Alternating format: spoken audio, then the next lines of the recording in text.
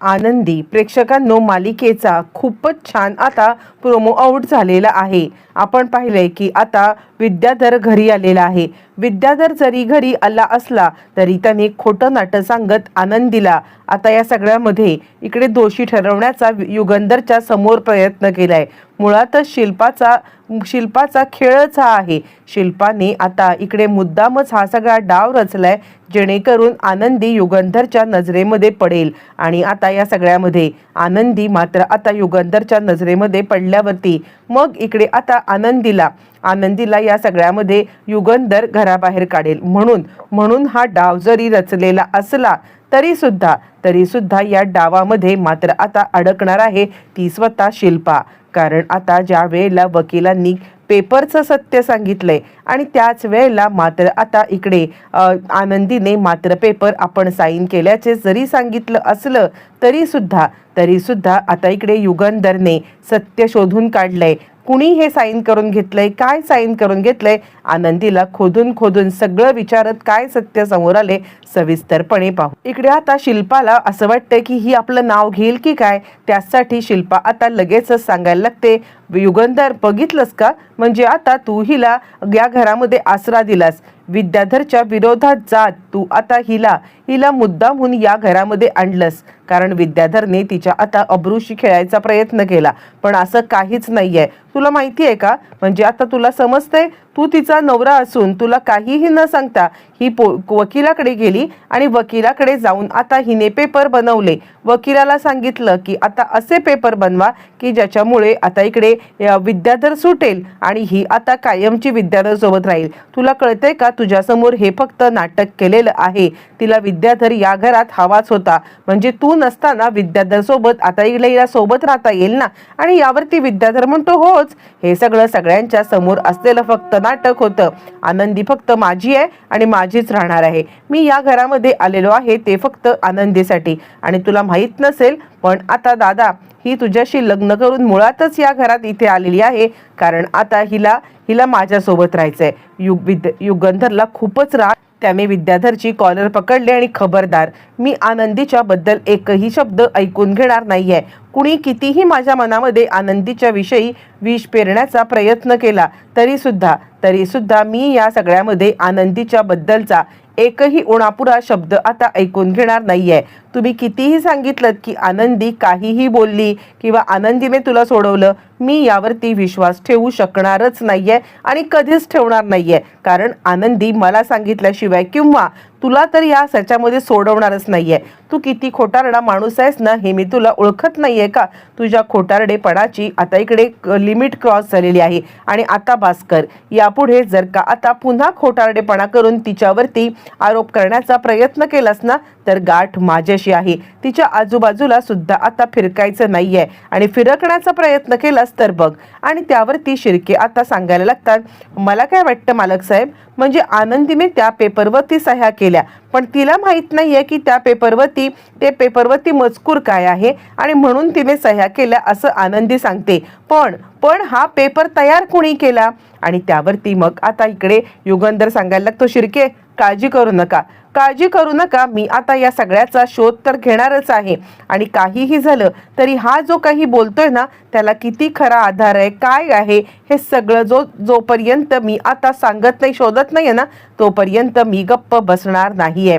आणि असं म्हटल्यावरती मग आता इकडे शिर्के सांगायला लागतात, का इतका वेळ का, इथे समोरच आहे ना, म्हणजे आता हा सूर्य आणि हा जयेंद्र होऊन जाऊ दे, वकील साहेब पण इथेच आहेत, आनंदी मॅडम पण इथेच आहेत, मग आता हे असं असताना आपण बघूया ना कोण खरं कोण खोटं, सगळ्यांचा कच्चा चिठ्ठा इथेच खोलला जाईल। आणि असं म्हटल्यावरती युगंधर म्हणतो, बरं बोललात, आत्ताच्या आत्ता वकील साहेब तुम्ही सांगा, आनंदी जर का आता बोलत आहे की हा मजकूर तिने लिहिलेला नाहीये, मग हा मजकूर लिहिला कुणी, हा मजकूर लिहायला सांगितला कुणी। असं म्हटल्यावरती मात्र आता लगेचच इकडे युगंधर आनंदीकडे वळलाय, बोल आनंदी, सांग काय झालं होतं। आणि त्यावरती आनंदी थोडीशी ततपप करायला लागते आणि ती सांगायला लागते, मला खरंच माहित नव्हतं, मी ज्या पेपरवरती सह्या करते आहे ते पेपर काय आहेत, कसे आहेत, मला काहीच माहित नाही। आणि असं म्हटल्यावरती युगंधर म्हणतो, मग आता तू त्या पेपरवरती सह्या कशा काय केल्यास, तू तर आता इतकी हुशार मुलगी, म्हणजे मी पाहिलंय इथे जेव्हा काम करत असतेस त्यावेळेला तू आता व्यवस्थित हुशारीने सगळी कामं व्यवस्थितरित्या पार करत असतेस, म्हणजे ज्या वेळेला फॅक्टरीत होतीस. मग असं पेपरवरती सही करणं अजिबात शक्य नाहीये. बोल लवकर, कुणी सांगितलं तुला या पेपरवरती सही करायला? आणि त्यानंतर आनंदी सांगते, मालक साहेब अहो ते सगळं जाऊ द्या, मला खरंच माहीत नव्हतं की या पेपरवरती काय लिहिलेलं आहे आणि म्हणून माझ्याकडून आता ही सही झाली. मी खरंच सांगते तुम्हाला. असं म्हटल्यावरती मग आता इकडे शिर्के सांगायला लागतात, आनंदी लपवू नकोस, जे काही खरं आहे ते सांग. आज तू एक सत्य लपवलंस ना तर आता तुझ्याकडून दुसऱ्या चुका होतील आणि त्यानंतर मग आता तुझ्यावरती कोणीही विश्वास ठेवणार नाहीये. आणि त्यावरती युगंधर पण म्हणतो, बोल आनंदी, जे काही तुझ्या मनामध्ये आहे ना ते सगळं तू आता बोल.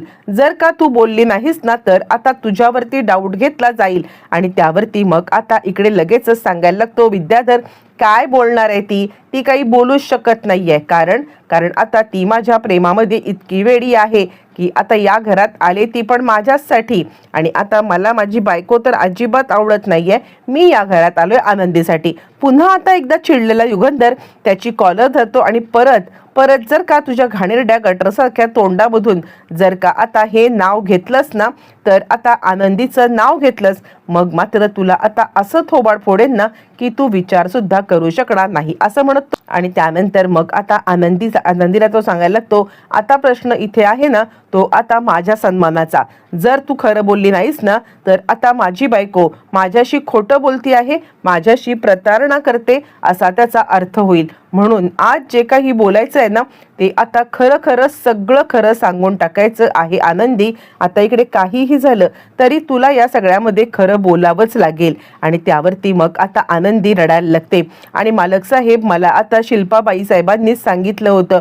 शिल्पाबाई साहेब मला आता म्हणाल्या की तुमच्या लग्नाचं मॅरेज सर्टिफिकेट आहे आणि हे मॅरेज सर्टिफिकेटवरती सही कर. आणि तरी सुद्धा मी आता सही करायला तयार नव्हते. त्यावरती शिल्पा म्हणते, ए का खोटं बोलतेस? स्वतःचं पाप लपवण्यासाठी आता हे सगळं बोलत आहे ही. विद्याधर हिच्यावरती अजिबात विश्वास ठेवू नकोस. काही झालं तरी सुद्धा ही आता एक नंबरची खोटारडी मुलगी आहे. अरे हिचं पाप लपवायला ही आता मला या सगळ्यामध्ये खोटं ठरवण्याचा प्रयत्न करत आहे. तुला जर का वाटत असेल ना तर आता नीट या सगळ्याची चौकशी कर. मी खरंच सांगते, ही आता मुलगी विद्याधरला या घरामध्ये आणून तुला आता फसवण्याचे सगळे काळे धंदे करत आहे. आणि असं म्हटल्यावरती आनंदी सांगते, नाही मालक साहेब, एकदा माझ्यावरती विश्वास ठेवा, मी खरंच तुम्हाला फसवत नाहीये आणि विद्याधर या मालक साहेबांचा माझा काही संबंधच नाहीये. यावरती शिल्पा म्हणते, नाही हे असंच आहे सगळं. आणि त्याच वेळेला चिडलेला युगंधर सांगायला लागतो, शिल्पाताई तुला यातलं काहीच माहित नाहीये, तू नको बोलू. मी पाहिलेलं आहे आनंदी विद्याधरचा किती राग करते आणि कशा पद्धतीने ती आता विद्याधरला वागवते. आणि तुला माहित नसेल ना तर प्लीज तू बोलू नकोस. असं म्हटल्यावरती शिल्पा म्हणते, वा रे वा, म्हणजे. आणि त्यानंतर मग आता शिल्पा इकडे सांगायला लागते, म्हणजे ही आता आपल्या दोघांच्या मध्ये फूट पाडण्याचं काम करतीये आणि बघ तिला ते काम यशस्वीरित्या जमलेलं आहे. आणि काहीही झालं तरी आता ते काम ती आता अशा पद्धतीने करते ना की तुला या सगळ्यामध्ये काहीही झालं तरी आता तिचा थांग ठिकाणा लागणार नाहीये. या अशा मुली असतात ना, खाली मुंडी पाताळ धोंडी. यावरती मग आता युगंधर म्हणतो, थांब ताई. यावरती आता इकडे युगंधर चिडतो आणि ताई थांब, मला एकही शब्द काही ऐकायचा नाहीये. आणि त्यावरती ती म्हणते, आता काय तू माझ्या अंगावरती हात उगारणार? त्यावरती तो म्हणतो, वेळ पडली ना तर मी सत्यासाठी काहीही करू शकतो. मला आता फक्त एकच गोष्ट सांगायची, आनंदीला बोल. आणि मग आनंदी सगळा घडलेला जो काही प्रकार आहे तो प्रकार ज्या वेळेला सांगते त्यावेळेला विद्याधरच्या पायाखालची जमीन हादरले. विद्याधरला काय बोलावं काहीच कळायला मार्ग नाहीये. त्याला आता समजतच नाहीये की हे सगळं खरंच ताईने घडवून आणलंय आणि ताई या सगळ्यामध्ये असा काही प्रकार करेल. त्याला आता बिचाराला हे वाटलेलं पण नव्हतं. पण तरी सुद्धा आता हा सगळा प्रकार घडल्यानंतर मग आता आनंदी हे सगळं चिडलेला युगंधर शिल्पाचे थोबाड फोडतोय आणि शिल्पाला सांगतोय, बाद झालं ताई, आत्तापर्यंत अनेक गोष्टी केल्यास पण मी काही बोललो नाही. मी खरंच काही तुला बोललो नाही, कारण कारण या सगळ्यामध्ये काहीही झालं तरी तू माझी मोठी बहीण होतीस, पण आता तो मान तुझा संपलेला आहे, असं म्हणत माझ्या बायकोच्या अब्रूशी खेळणाऱ्या आणि तिच्या अब्रूवरती शिंतोडे उडवणाऱ्या माझ्या आता या बहिणीला या घरात थारा नाहीये, बाद झालं, असं म्हणत त्यांनी आता शिल्पाची रवानगी धूमधडाक्यात या घराच्या बाहेर केलेली आहे आणि शिल्पाचा गाशागोशा या घरातला साप गुंडाळला गेलेला आहे.